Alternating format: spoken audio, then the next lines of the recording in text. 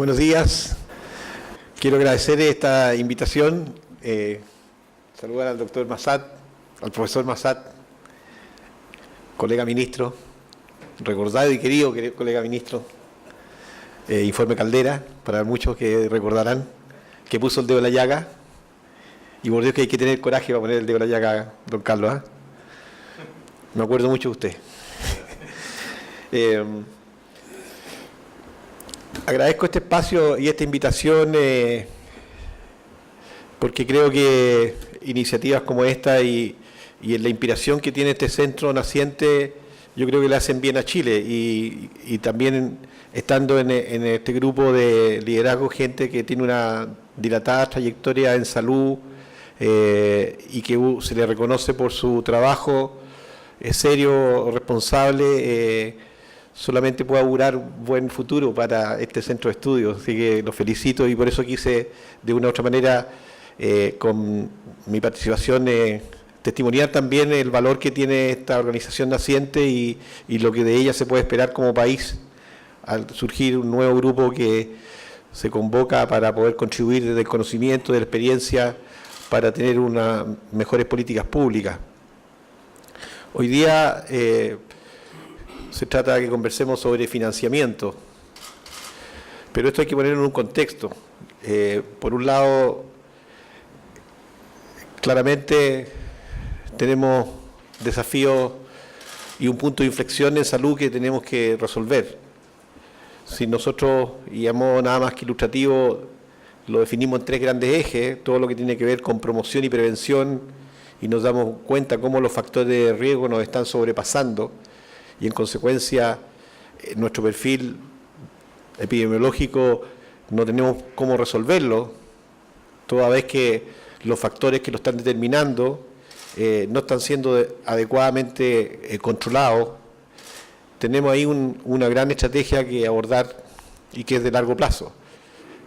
Un segundo eje tiene que ver con la atención propiamente tal, y ahí sin duda que, asociado a lo anterior, el modelo que nosotros tenemos de atención de salud sobre la base de prestaciones, y más fuerte aún en el sistema privado, no solamente va en un camino equivocado, sino que va a incrementar los gastos y por otro lado nos va a alejar de los mejores resultados sanitarios. Y ahí nosotros como gobierno y como Ministerio de Salud estamos muy enfocados en dar un giro y ir a un cambio en el modelo de atención desde el curar al cuidar y reformular la organización en torno a seguimiento de poblaciones, trazabilidad, fortalecimiento de la atención primaria y así una serie de elementos que nos pongan el foco en acoger desde el dispositivo sanitario con más fuerza la prevención, la promoción, pero también el seguimiento de poblaciones de crónico, a su vez generando una fuerte renovación de la forma de financiar el nivel primario, con un ajustado no solamente a lo que tenemos hoy día, sino que a un ajustado a riesgo de poblaciones. Es decir, ahí hay todo un trabajo que estamos realizando y que se asocia también con el desarrollo de las tecnologías, de tal forma de, a través de estas, poder dar un salto mucho más temprano en la integración del sistema que precisamente nos permita alcanzar este objetivo de cuidado de poblaciones sobre curar atenciones aisladas, lo cual no nos lleva a recuperar la salud y tampoco nos lleva a controlar el gasto. Y el tercer eje es el que nos convoca hoy día, que tiene que ver con el financiamiento. Uno podría, más bien por razones didácticas, requerir separar los tres temas, porque obviamente es necesario clarificar en su mérito cada uno de ellos, y eso es lo que estamos haciendo y el ejercicio de hoy día. Pero en definitiva, todos están muy vinculados, particularmente el del modelo de atención y el del financiamiento. ¿Y por qué hago este preámbulo? Porque nosotros hemos pasado alrededor de 10 años en donde hemos tenido discusión, después de la reforma a la salud que lideró el presidente Lagos, sobre el cambio del modelo de financiamiento, particularmente del financiamiento de la ISAPRE. Y han sido 10 años de suma cero en términos de resultados, y posiblemente eso, a mi entender, tiene que ver con que la tentación por cambiarlo todo en algunas ocasiones para seguir igual se dio en una de las comisiones. Por otro lado, el anteponer verdades absolutistas o sesgo ideológico en buscar estas soluciones que la gente espera también se dio y hubo dificultades en el Parlamento. Y también se dio que grupos de interés particularmente pusieran fuertes presiones para que nada ocurriera. Y por eso entonces al introducir esta reunión yo pongo el tema en contexto porque es de tal complejidad lo que tenemos que abordar que ya no resiste que ya sea por sesgo ideológico, por intereses corporativos, no seamos capaces de ponernos de acuerdo y ver cómo avanzamos. O bien porque algunos de los que aquí está o los que después estén en el Parlamento piensan que poseen la bala de plata, la verdad absoluta, y buscarán a través de la imposición, espero que así no sea, la solución que ellos afirman que es la que debe hacerse. Yo creo que esto, particularmente en materia de reforma al financiamiento de la salud, se ha visto que no logra llegar a puerto, pero le hace muy mal a Chile. Hoy día ya tenemos la obligación, y ese es el llamado, a mirar por arriba este tema y darnos cuenta de su complejidad y darnos cuenta del desafío que tenemos que abordar, dado que no tenemos las condiciones para poder soportar una demanda creciente, con costos crecientes, con enfermedades crónicas y con factores de riesgo que, como ya señalaba, no estamos controlando y por consiguiente ya no hay tiempo. Se nos acabó el tiempo para seguir en discusión en donde hemos antepuesto algunas de estas consideraciones que yo señalaba anteriormente. De ahí entonces que en el programa de salud del presidente Piñera nosotros propusimos con mucha claridad la necesidad de avanzar en una reforma al financiamiento de la salud, y ahí hay un acento porque efectivamente no se trata de hacer una reforma para 3 millones de chilenos, sino que se trata de resolver efectivamente una necesidad de tener un sustento financiero en el largo plazo que dé cuenta de cómo el gasto en salud, que se va a seguir incrementando, lo hacemos de forma que los recursos se usen adecuadamente y le entreguemos a las personas, ya sea que están en uno u otro sistema, soluciones a problemas que son propios del diseño que hasta aquí hemos tenido. Y eso se refleja en lo que opina la gente, y claramente se hace presente, ¿no es cierto?, que hay una mayor cantidad de población significativamente mayor, que hace ver que requerimos una reforma. Entonces ahí aparece para los tomadores de decisiones y para los legisladores una señal que yo creo que no pueden eludir, y que es decir, a ver, la gente está esperando que nosotros seamos capaces de ponernos de acuerdo y llegar a soluciones que efectivamente resuelvan los problemas que tenemos. Y ahí entonces, ¿cuál es la visión que nosotros tenemos como ministerio? Y muchos nos han preguntado, medios de comunicación, por razones obvias, es parte de su noble trabajo, bueno, ¿cuál es la reforma que viene? Y lo que hemos hecho durante este periodo es que hemos trabajado denodadamente en un diseño técnico. ¿Y por qué? Porque uno de los temas que hemos podido prever es que en experiencias pasadas se confundieron muchas veces en una serie de comisiones los objetivos con los instrumentos. Entonces finalmente se terminó discutiendo de todo en una mezcla poco clara para finalmente terminar en nada, digamos. Y eso es precisamente lo que nosotros no queremos, dada la envergadura y dada la complejidad que tiene esta reforma. Y es por ello que hemos estado en un espacio de tiempo en donde se ha estado avanzando en la sustentabilidad técnica de una reforma que posteriormente queremos socializar con los distintos tomadores de decisiones y obviamente finalmente derivar en un proyecto de ley que en su momento el presidente Piñera dará a conocer a la ciudadanía. Ahora, ¿cuáles son los principios que inspiran esta reforma. Aquí lo señala el presidente en la cuenta pública del 1 de junio, avanzar hacia un sistema más solidario que permita avanzar hacia el fin de las preexistencias y las discriminaciones, entre algunos de los elementos. Ya me voy a referir más en detalle al diagnóstico sobre el cual nosotros estamos basando nuestra propuesta.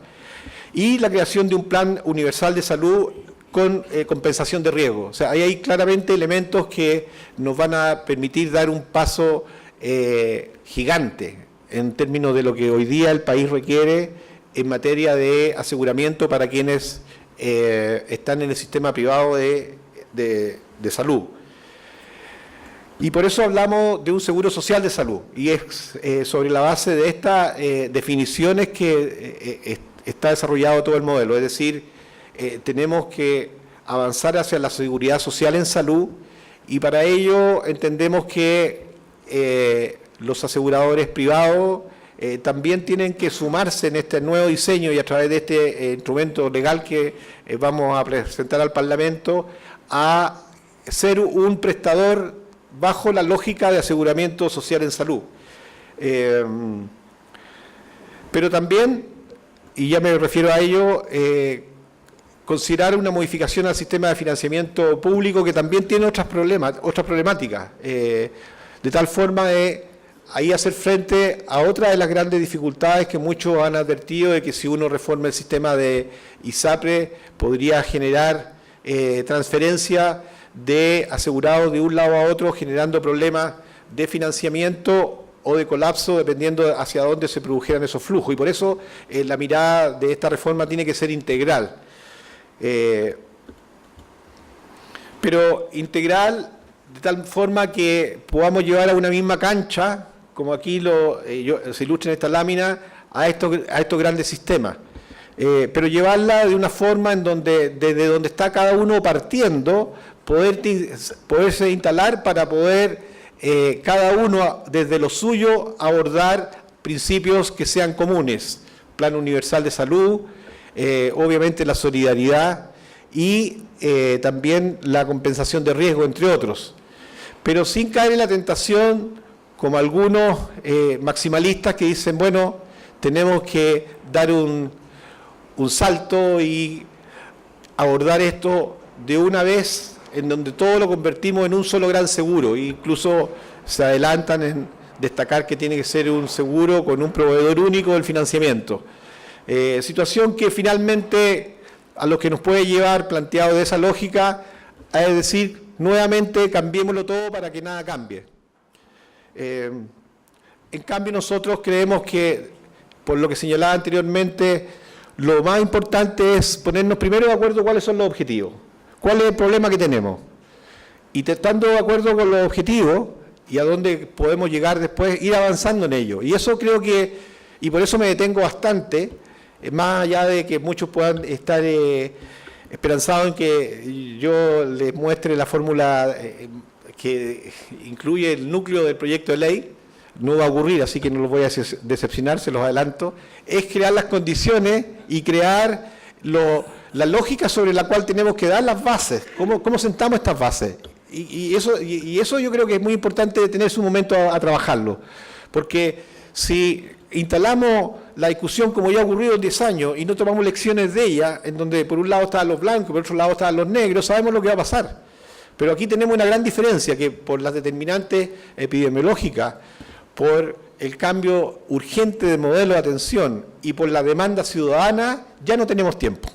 Y por eso hay que ser cauto, hay que ser responsable, pero también hay que ser extraordinariamente desafiante en asumir los cambios que hay que hacer sí o sí. O sea, no nos confundamos, porque algunos también, en un ánimo de evitar esta ponderación y esta responsabilidad que hay que tener para estos desarrollos complejos, caricaturizan diciendo que, bueno, aquí estamos haciendo nada más que un cambio cosmético y no estamos yendo a los temas de fondo. Y eso también hay que disiparlo, y por ello soy muy explícito en poner los diagnósticos por delante, de tal forma que podamos discutir desde ahí. O Si estamos de acuerdo en los diagnósticos, y esta es una lógica que viene también del mundo de la medicina, ¿no es cierto?, ya luego hemos dado un gran paso porque, bueno, vamos viendo cuáles son los tratamientos, pero no vamos de una a decir a este animal que se llama ISAPRE le vamos a hacer una cirugía radical si no tenemos claro por qué se la estamos haciendo. Y entonces aquí yo comparto con ustedes los diagnósticos que nosotros hemos levantado en relación al sistema de financiamiento privado. Claramente es un sistema que está muy lejos de la transparencia y la competencia. Es difícil comparar planes cuando estos se suman en miles, en cientos de miles, 60.000 planes, con coberturas pactadas que no son finalmente las que se dan con cautividad. Es decir, ahí hay una línea que tenemos que abordar porque se resume en una sola palabra: es insostenible. Es insostenible a esta altura. Por otro lado, es un sistema que discrimina por edad, por género y por preexistencia. Y todos sabemos que se produce algo que en la tecnología actuarial se llama el descreme de las carteras, es decir, las personas mayores están toda su vida mientras trabajan, son jóvenes y están sanos en un sistema, pero cuando envejecen, se enferman y tienen menos ingresos, tienen que irse. Inadmisible. Entonces, ya tenemos impresentable, inadmisible, y por otro lado, sabiendo, y esto es un dato, que los gastos en salud van a seguir incrementándose, y eso ocurre en todo el mundo, y en la medida que aumenta el producto de los países, esto es un bien superior que los países y las personas buscan y aspiran a incrementar ese gasto en la medida que mejoran sus ingresos. Lo que sí tenemos que hacer es, en primer lugar, gastar bien y saber dónde ponemos cada recurso, pero también generar un modelo que no incentive el consumismo y que efectivamente dé cuenta de que cada peso que gastamos va a tener una asociación y ojalá una causalidad con el impacto sanitario que ese peso va a significar. Es decir, cómo nosotros somos capaces de poner adecuadamente los incentivos, cuestión que hoy día no ocurre. Y no ocurre, por un lado tenemos un asegurador que quiere que no tengamos siniestralidad, y por otro lado tenemos un prestador que incentiva la siniestralidad. Y por consiguiente es difícil, si no decir imposible, ponerlos de acuerdo. Y por eso yo siempre he señalado, desde hace años, que el problema del sistema ISAPRE tiene un problema geológico. Los incentivos están puestos en distintas formas. Y por eso entonces es importante ver también cómo este modelo asume este diagnóstico a objeto de que, por un lado, el asegurador y por otro lado el prestador trabajen bajo una sola lógica, que es generar protección financiera a objeto que las prestaciones que se deba hacer una persona den cuenta de su necesidad sanitaria, pero con sustentabilidad en términos de los recursos que se debe disponer para ello. Y por último está el tema de la alza de precios, que está muy asociado a lo anterior y que sabemos en qué se ha traducido como una salida desesperada de una población que no entiende por qué le suben los planes cada año, porque no es transparente el sistema y porque finalmente se siente que está, además de discriminado y tener malos servicios, tiene un sistema que sube su precio. Y se llega a una discusión incluso de algunos que, aprovechándose de esta situación, llegan a decir, bueno, el precio nunca debe subir, lo cual también es una falsedad, porque ya decíamos anteriormente que hay razones suficientes que dan cuenta de que los costos van a seguir subiendo. Por lo tanto, la discusión no es si deben subir o no los precios. La discusión es que estos alzas estén asociadas efectivamente a los costos implícitos, toda vez que está incorporándose nuevas tecnologías, nuevos tratamientos y hay mayor demanda. Pero no a una caja negra, que es como tenemos hoy día, en donde finalmente se conoce de alguna forma cómo los factores de producción pudieron haber incidido, pero sin tener toda la claridad que lleva finalmente que sea la discusión se traslade a los tribunales. Teniendo claro entonces que tenemos que terminar con la falta de transparencia, discriminación, falta de la protección financiera, alza de precios, ¿cómo lo hacemos? Esa es la discusión, ¿cómo avanzamos en este sistema? Y aquí yo le diría que de una u otra manera hago un esfuerzo didáctico para ilustrarle sobre qué base nosotros estamos diseñando, en primer lugar, desde el punto de vista actuarial, porque finalmente esto hay que llevarlo a recursos, hay que saber cuánto vale el plan, cuánto va a tener que pagar una familia, cuál es el costo que va a tener las prestaciones, en fin, mientras el equipo trabaja en eso para ver la viabilidad y la sustentabilidad. Por otro lado, hay un equipo legislativo que está trabajando en los instrumentos para la ingeniería legal, llamémoslo así. Entonces, ahí yo abro la discusión desde acá.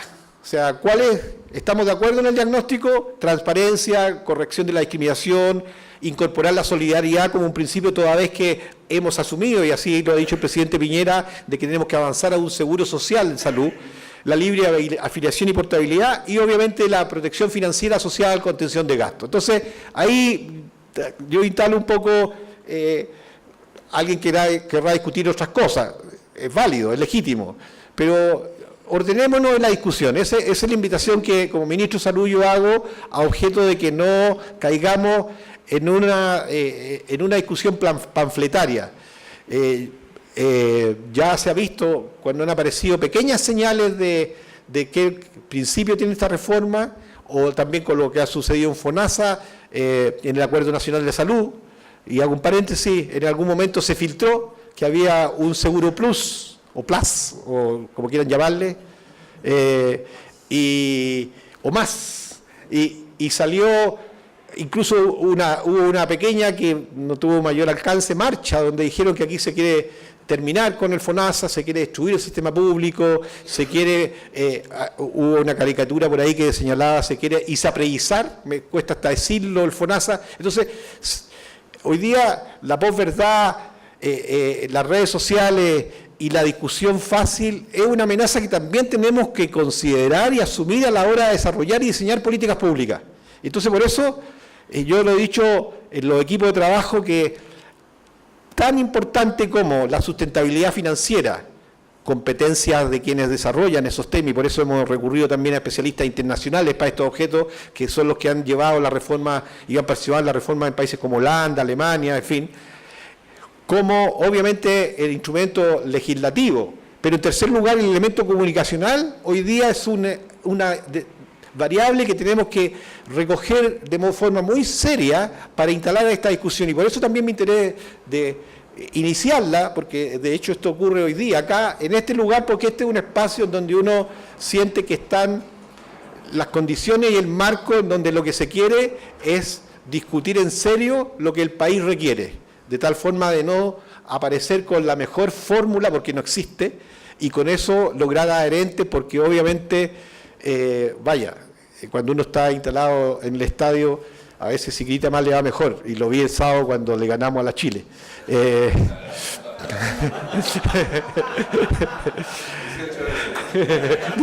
18 veces. Bueno, todavía no me saco la emoción, así que discúlpenme que fue muy lindo.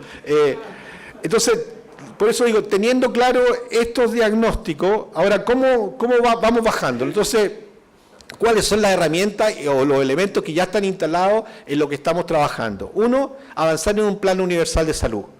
Hoy día tenemos un plan universal de salud, chiquitito, que se llama GES. Si ustedes se fijan, el GES está asociado a unos problemas de salud, tiene asociado una cantidad de prestaciones y tiene un financiamiento. Es pequeño.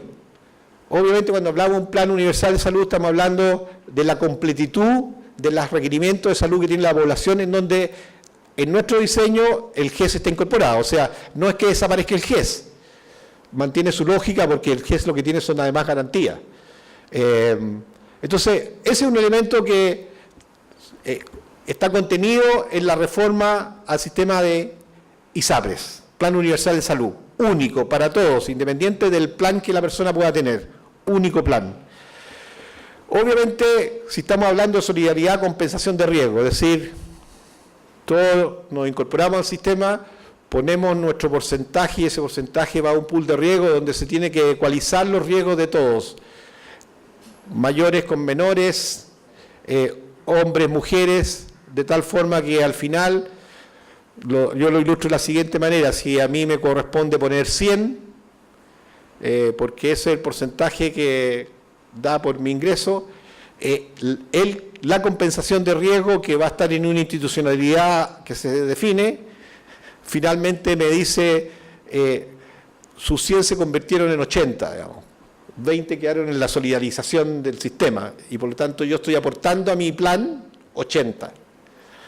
Fondo de compensación de riesgo en toda su expresión.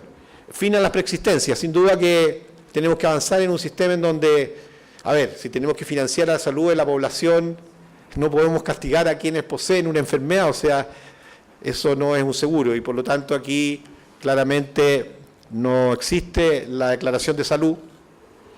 Y las personas adhieren al sistema y participan con sus ingresos para poder formar parte de este pool y el pool lo solidariza y por lo tanto lo que finalmente sale es que entre todos colaboramos para que el plan universal se financie.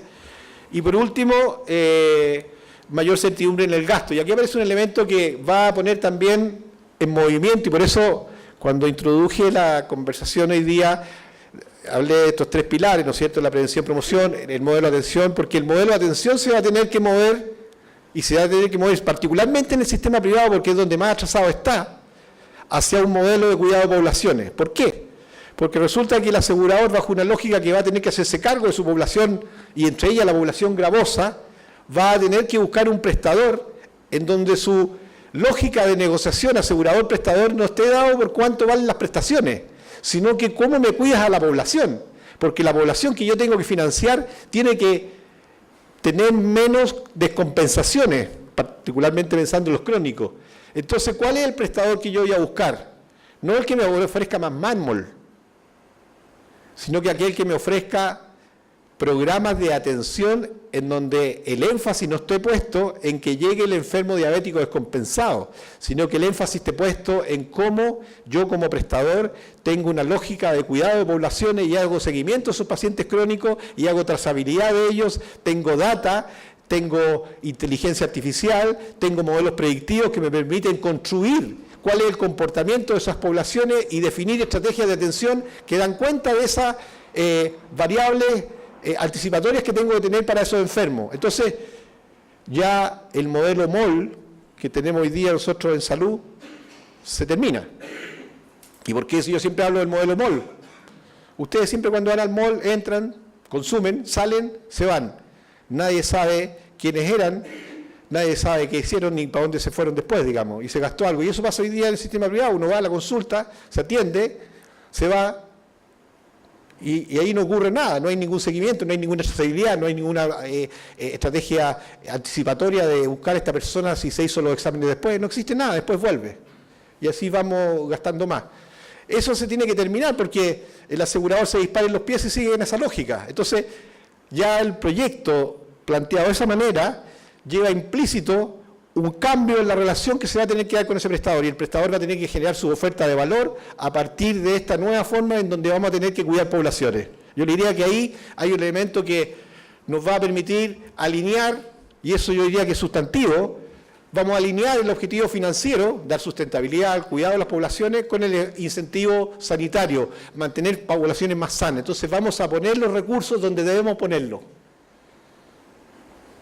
Un ejemplo muy simple, la evidencia muestra que el paciente diabético no cambia sus resultados, salvo poblaciones muy específicas, si lo vemos más de 2 veces al año. No cambia el resultado de ese diabético. Hoy día uno pregunta, no, si yo a mis pacientes los controlo 4 veces al año. Esa es pura grasa. Es pura grasa. Que entra al bolsillo de alguien, pero que no se asocia a que esa persona que hizo ese gasto tenga mejor salud.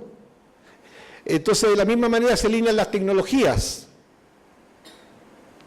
Y entonces aparece otra institucionalidad que va aparte de la reforma, que es la ETESA, Evaluación de Tecnología Sanitaria, para adquirir racionalidad en las grandes inversiones que hacemos.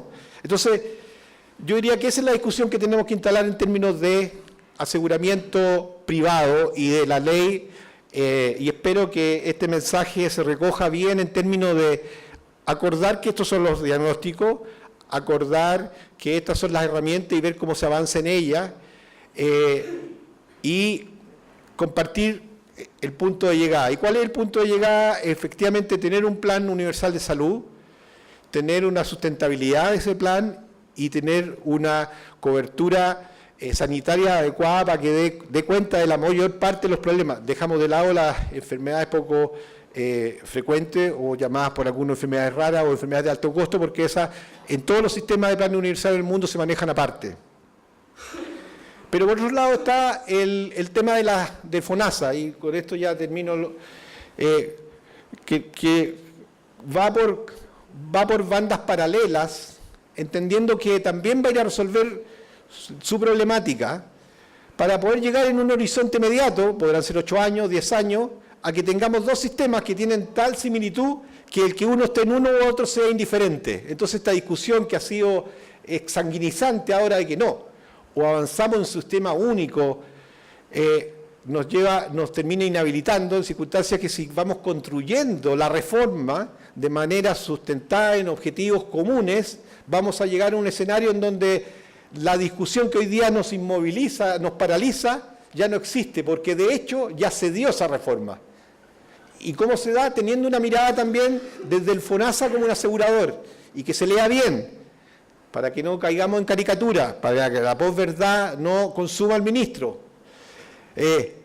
No es una isapredización de los FONASA, muy por el contrario, es fortalecer, y lo subrayo, y perdónenme, no es que tenga TOC, lo subrayo, se trata de fortalecer el seguro público de salud. Pero para fortalecer el seguro público de salud, este se tiene que portar como tal, es decir, tiene que tener la naturaleza de un seguro. Vale decir, ser una institución que resguarda y cuida al ciudadano, toda vez que, como le pone los recursos para esos objetivos, que cuidarle su salud, es el garante de que esos recursos se van a utilizar con ese propósito y adecuadamente, lo que no ocurre hoy día. Hoy día tenemos un Estado que aporta 24.000 pesos más o menos, esta cifra podrá corregirse, aquí hay hartos economistas, así que lo digo bajito, pero creo que es por ahí, 24.000 pesos pone el Estado por cada ciudadano que está en FONASA, y el 7% más o menos es 12.000 pesos. Entonces, hoy día FONASA recibe, por estas dos vías, 36.000 pesos de cada ciudadano que está en FONASA, recurso que pasa a un centro prestador que gestiona mal y deja al enfermo en lista de espera, y nadie responde por él. Eso es lo que tenemos. Entonces, ¿de qué se trata? Fortalezcamos este FONASA para que efectivamente, dado que tiene recursos públicos y recursos de las personas, vaya y se plante delante del hospital y diga, señores, aquí está este recurso, pero contra resultados. Pero resultados no con la lógica de prestación, sino que de solución. Y también estresamos a este modelo de atención a integrarse ¿cómo? Atención primaria y atención terciaria, hospital. Entonces, aquí están algunos de lo pusimos como lámina. Esto es parte del trabajo que hicimos con mucho esfuerzo durante 3 meses del Acuerdo Nacional de Salud. Aquí hay algunas de las personas que participaron con mucha generosidad, como el ministro García, quien aportó de su experiencia y de su talento para este gran acuerdo nacional, en donde uno de los elementos que surgió es surge el acuerdo, cómo transitamos una lógica de fondo, un seguro público, también avanzamos a un plan universal de salud, es decir, cómo vamos a hacer el desafío de que dejamos la lógica de prestaciones para tener un plan, y también obviamente la calidad y el acceso, es decir, si usted está en lista de espera, caramba, yo mañana voy a anunciar una meta que nos había puesto de disminuir el 25% de lista de espera, pero lo más importante para mí es que voy a dar un anuncio sobre el sistema de información ciudadana de las listas de espera. Y de mañana cualquiera de ustedes va a poder entrar a un link y va a poder buscar mi lista de espera. Y va a poder mirar el comparador ciudadano o de hospitales, en donde usted va a poder buscar cuántos enfermos de cadera o de enfermedad cardiovascular están en tal hospital, en tal servicio de salud, cuánto tiempo están esperando, cuál es la media, cuál es la mediana, todo. Porque si hay algo que le va a hacer bien a nuestro sistema de salud, en su conjunto para la discusión además, es que le incorporemos rendición de cuentas y transparencia. Es clave. La mejor forma de poder tener un control de los hospitales que, dicho sea de paso, son de la gente, no son de la autoridad de turno, ni son del gremio, no, son de la gente, y nosotros estamos al servicio de la gente, es que sean ellos los que tengan los elementos. Algunos van a ser más complejos, van a servir para los centros de estudio, otros son mucho más amigables y van a ser para los ciudadanos, para poder decir, caramba, golpeó la puerta, doctor, ¿usted por qué tiene esta lista de espera acá, en circunstancias que el hospital del lado la tiene mucho más reducida? Entonces ahí aparece un elemento de la sociedad moderna que es virtuoso y que vamos a dar a conocer a la ciudadanía mañana. Y ahí entonces va a aparecer el tema del acceso también como un eje que va a ayudar a FONASA, toda vez que esperamos que asuma un rol mucho más activo como ente asegurador. Y también pasar de la lógica de financiar prestaciones a financiar soluciones de salud, por lo mismo que conversábamos para el sistema ISAPRE. Entonces, y con esto termino, se dan cuenta que si nosotros tenemos, primero, la generosidad de no decir, bueno, porque yo no soy de este gobierno, le voy a doblar la mano y no voy a apoyar este proyecto, porque qué feo sería que salga este proyecto virtuoso, aunque le sirva a todos los chilenos, porque no lo puse yo. Primero, la generosidad. Segundo, la visión, de darse cuenta que estamos en un tema que es complejo. No podemos tener una política pública que nos deje en un desastre financiero. Acuérdense que aquí esto en cascada puede hacer caer a muchos actores y eso en definitiva redunda en las personas. Entonces ser responsable, hacerlo de forma gradual. Y en tercer lugar, darse cuenta que si somos capaces de avanzar en principios que compartimos, la discusión de que esto es todo o nada se disipa y podemos avanzar en estas dos cuerdas que finalmente van a llegar a dos sistemas que van a ser absolutamente ecualizables. Si ustedes se fijan, he puesto mucho énfasis en cómo avanzar, porque creo que hoy día, más que nunca, es extraordinariamente urgente hacerlo, y creo que tenemos que hacernos cargo de esta demanda ciudadana. Está doliéndole a mucha gente cuando el sistema público no lo hace bien. Yo lo veo cuando voy a los servicios de urgencia en la noche y me siento con la gente a conversar. Lo pasan mal, créanme. Sigo todos los días la lista de los pacientes que están esperando más de 12 horas. 50, 60, 70 enfermos, 500 enfermos en Chile esperando mientras ustedes están y yo también viendo Netflix en su casa, digamos. Lo pasan mal. Y eso lo podemos resolver. El presupuesto que tenemos en salud, claro, cuando vamos a conferencias decimos lo público es más bajo, es 4 puntos del PIB, está bien, nos falta, pero alcanza para mucho. Si tenemos probidad, si tenemos autoridad, si tenemos racionalidad, si hacemos buena gestión, créanme que alcanza. Lo hemos podido constatar. Si le incorporamos tecnología, vamos a dar un salto que lo estamos haciendo sideral. Entonces, no seamos mezquinos. Abramos la discusión de verdad, pero para ir a resolver este problema. No para ganar. Porque el que gane yo o gane el otro, no es lo que está en la ecuación. Lo que tenemos que hacer aquí es que gane la gente, para que no lo pase mal. Y la incertidumbre financiera de la persona que está en la ISAPRE es lo mismo. Que siente, ¿qué es lo que siente? Que le están metiendo el dedo en la boca. ¿Hasta cuándo? Si no resiste más, nuestra sociedad cambió. Entonces, hagámonos cargo desde allí. Y yo creo que si nosotros somos capaces, y ahí valoro el aporte que puede hacer este centro de estudio, somos capaces de instalar el escenario de discusión bajo estos principios, estoy seguro que vamos a hacer una reforma que va a ser la reforma que esta generación instaló en Chile, así como la que en su momento hizo el presidente Lagos hace más de 10 años y que muchos de nosotros desde nuestros espacios impulsamos con mucho entusiasmo. Muchas gracias.